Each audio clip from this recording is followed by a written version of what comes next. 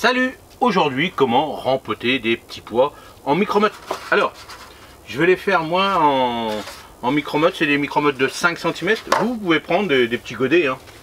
Des petits godets, vous pouvez prendre ça. Alors le mieux c'est les petits godets de 7, hein. Là j'en ai pas, mais des petits godets de 7, ça c'est un godet de 8.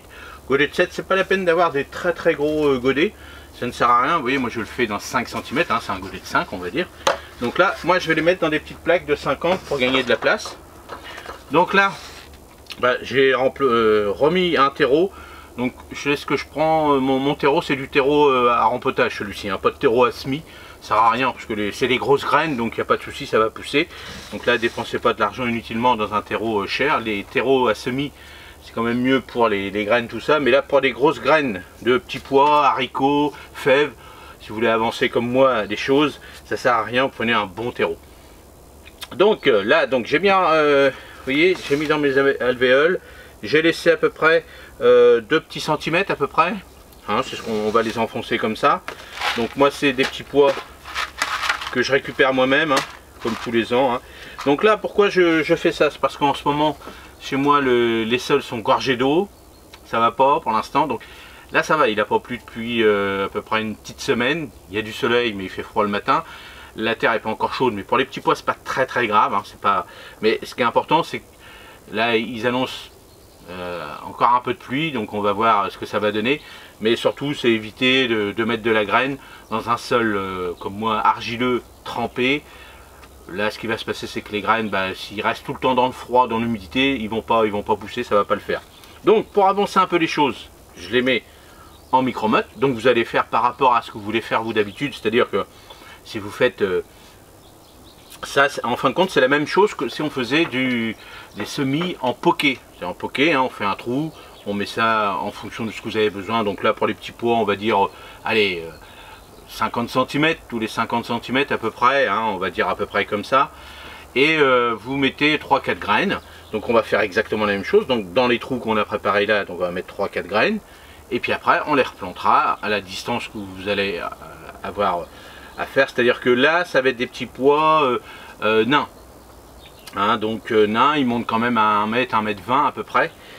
Et donc on mettra les tuteurs après, on mettra des branches, hein, vous pouvez mettre des branches avec plusieurs rameaux, vous mettez des filets, vous mettez ce que vous voulez, soit pendant la plantation ou après, comme vous voulez, c'est mieux pendant, comme ça vous faites vos trous, entre deux vous mettez vos branches ou vos supports. Mais là pour l'instant c'est surtout pour avancer, donc ça vous pouvez le faire à la maison. Petits pois, une fois qu'ils vont avoir commencé à germer, même vous pouvez le laisser encore un petit peu, une petite semaine à la maison, même s'il file un petit peu, c'est pas très grave pour le petit pois. Donc ça vous pouvez le faire sous un châssis, un petit tunnel nantais, à la maison, dans la véranda, ou là ici, dans un tunnel comme moi j'ai. Donc voilà, pour les petits pois ça c'est très bien, pour les fèves c'est exactement la même chose. Donc là on va prendre nos graines, donc on va prendre 3-4 graines, hein. On les met au fond, là j'en ai mis 5, c'est pas grave, il y en a une qui est tombée. Voilà. Donc là on y va, hein, tranquille, hop. Voilà. Alors si vous avez des petites graines, vous voyez, moi dans mon petit, je les garde à peu près quelques années, des fois, hop, vous voyez, je vais vous montrer. Hop. Voilà.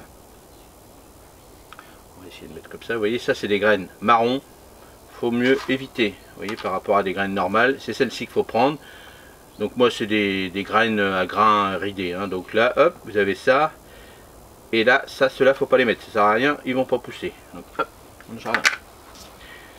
Donc vous prenez les petits pois que vous aimez, les petits pois de votre région. Alors voilà, il y a des grains lisses, des grains non ridés. Bon, il y a des personnes qui vont dire on les met plutôt à cette époque là ou pas. Bon, moi dedans, comme j'ai un peu mélangé, des fois je peux avoir des grains lisses aussi. Mais vous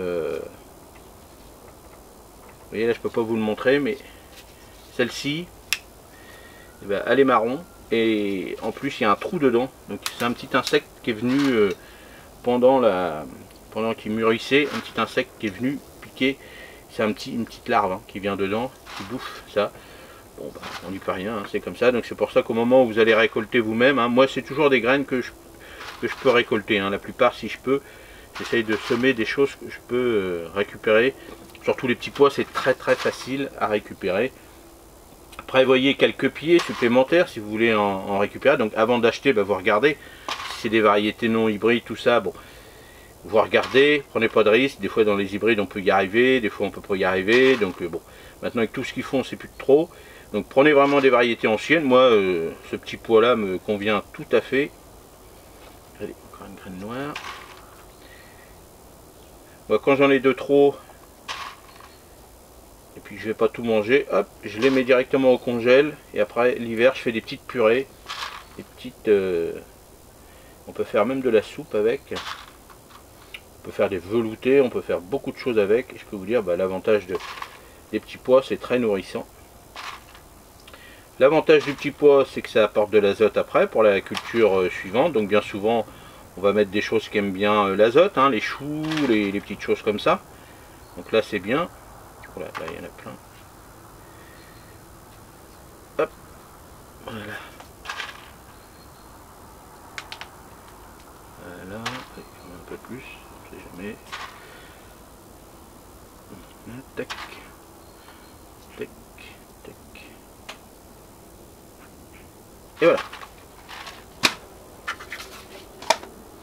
Donc là, vous voyez, j'ai rempli.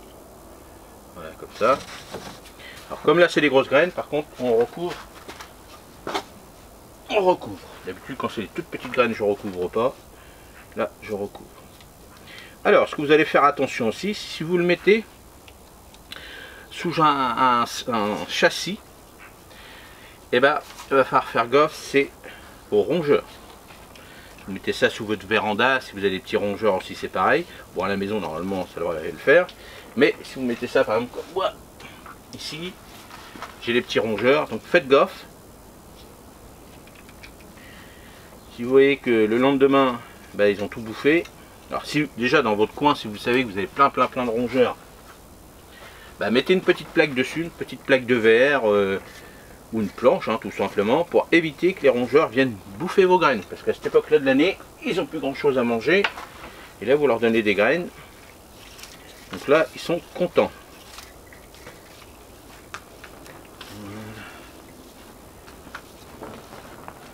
Alors, je pourrais arroser, bien sûr, mais là, mon terreau, moi, en ce moment, en fin d'année comme ça, comme c'est des anciens terreaux de dernière palette, il est très humide. Donc là, hop, voilà.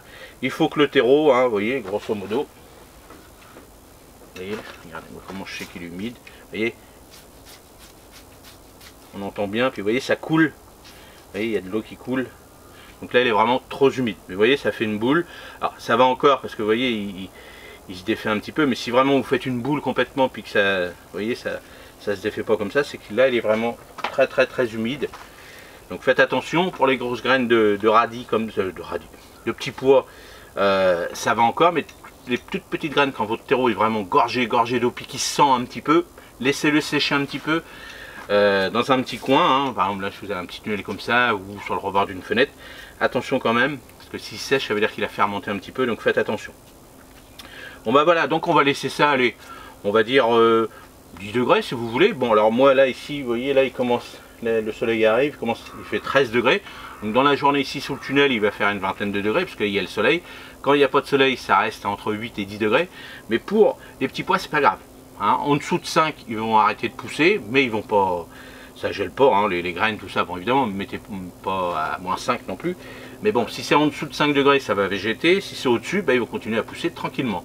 Et puis après, une fois que vous avez une belle petite micromotte ou un beau petit godet, avec une belle fleur, hein, une belle feuille, un beau petit feuillage, hein, ce qui est important c'est d'avoir un bon petit chignon de racines, et là vous pourrez les remettre. Donc on va dire là ici, là il va, allez, on est mi-février, début mars, on va dire début mars, vous allez pouvoir les mettre à l'extérieur, début mars, voire vers le 10 mars, donc c'est la température, le temps idéal pour les petits pois. Les petits pois, il faut savoir qu'il aime bien le froid. Donc ça sert à rien de le mettre beaucoup plus tard. Donc là, allez, on va dire la quinzaine de mars pour la remettre à l'extérieur. J'espère que chez nous dans le Nord, les sols seront quand même mieux. Bon, après, s'il a déjà ses racines, s'il a déjà les feuilles, puis que votre sol, bon évidemment, si c'est un marécage, ça sert à rien, mais si le sol est essuyé un petit peu, là c'est bon, ça va le faire. Attention si vous le mettez directement à l'extérieur, si vous le sortez allez, à 10 degrés et puis que dans les nuits chez vous avec le vent, le ressenti, tout ça, ça descend à 0, un petit voile d'hivernage dessus, hein, tous les soirs, tant que les températures ne remontent pas à plus de 5 degrés les nuits. Voilà, bah, n'hésitez pas dans les commentaires si vous voulez d'autres renseignements sur la plantation des petits pois. Là on avance un petit peu les choses, parce qu'on est pas en retard, hein, pas du tout, mais ça permet d'avancer un petit peu les choses, surtout avec des sols comme moi, des sols argileux. Allez, à la prochaine, salut, merci.